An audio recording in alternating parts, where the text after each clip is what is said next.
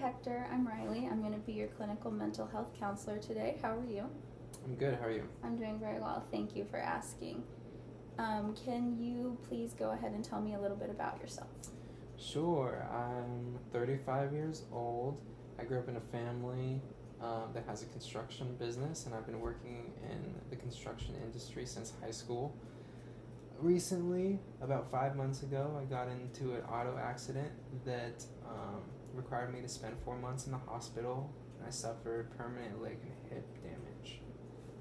Okay, thank you for sharing. Prior to this session, I did have you complete an informed consent form. Do you remember doing that? Yes. Okay, and do you have any questions about client-counselor confidentiality before we get started?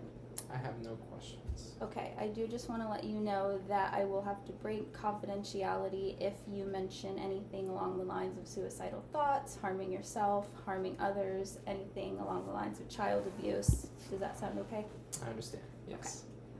Okay. Let's see. All right.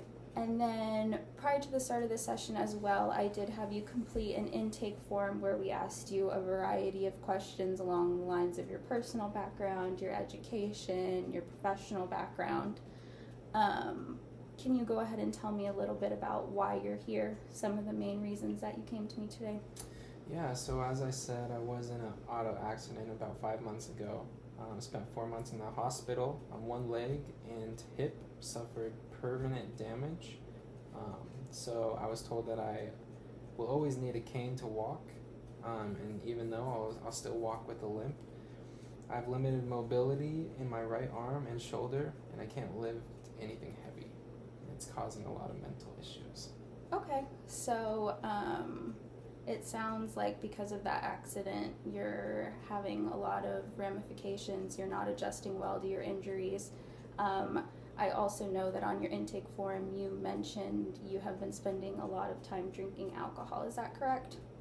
That is correct. Okay. Can you go ahead and tell me a little bit more about some of those things that you're feeling, that anger and that depression?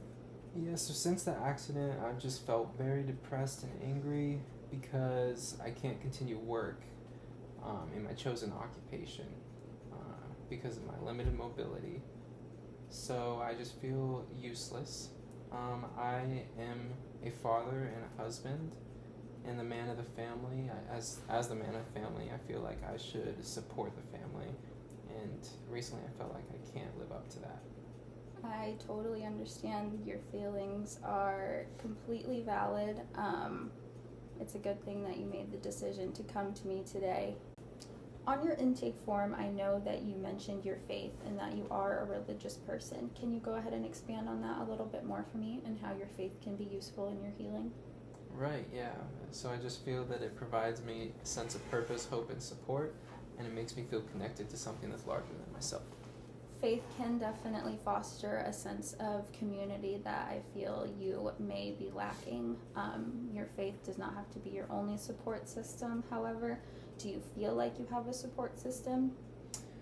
Well, I do. My wife, my children, I have siblings, and my parents are all supporting me.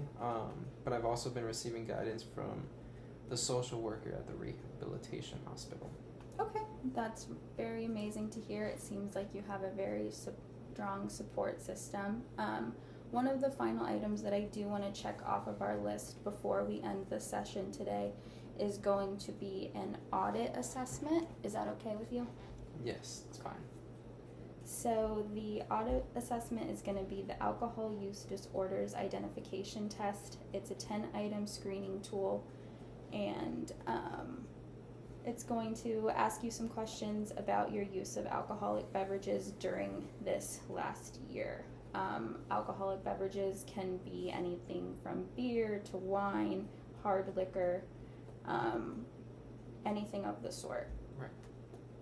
So we'll go ahead and get started with that. Question number 1. How often do you have a drink containing alcohol? Never, monthly or less, 2 to 4 times a month, 2 to 3 times a week, 4 or more times a week. I would say 2 to 3 times a week. How many drinks containing alcohol do you have on a typical day when you are drinking? 1 or 2, 3 or 4, 5 or 6, 7, 8 or 9, 10 or more. 5 or 6. How often do you have 6 or more drinks on one occasion? Never, less than monthly, weekly, daily, or almost daily. I would say monthly. How often during the last year have you found that you were not able to stop drinking once you had started? Never, less than monthly, weekly, daily, or almost daily. I would say weekly. Okay. How often during the last year have you failed to do what was normally expected from you because of drinking? Never, less than monthly, weekly, daily, or almost daily. Daily. How often during the last year have you needed a first drink in the morning to get yourself going after a heavy drinking session? Never, less than monthly, weekly, daily, or almost daily. Daily. How often during the last year have you had a feeling of guilt or remorse after drinking? Never, less than monthly, weekly, daily, or almost daily. Daily. How often during the last year have you been unable to remember what happened the night before because you had been drinking? Never, less than monthly, weekly, daily, or almost daily. Weekly. Have you or someone else been injured as a result of your drinking? No, yes, but not in the last year. Yes, during the last year. Yes, during the last year. Has a relative or friend or a doctor or another health worker been concerned about your drinking or suggested you cut down? No, yes, but not in the last year. Yes, during the last year. Yes, during the last year. Okay. That does conclude the audit assessment. Thank you for answering those questions open and honestly. Of course. Beyond the audit assessment, one last thing I want to discuss with you, since we will be discussing the assessment results next session, is going to be your goals, both short-term and long-term. What are some goals that you think you and I can set together? Let's start short-term. I would say maybe attend local recovery support groups. Okay. And then long-term, what is a long-term goal for you? Complete sobriety. Okay. And as your clinical mental health counselor, do you feel that I can be successful in helping you do so? I do. Okay. Do you have any questions for me? Any highlights from this session before we go ahead and wrap up? I don't have any questions. I feel like I was heard.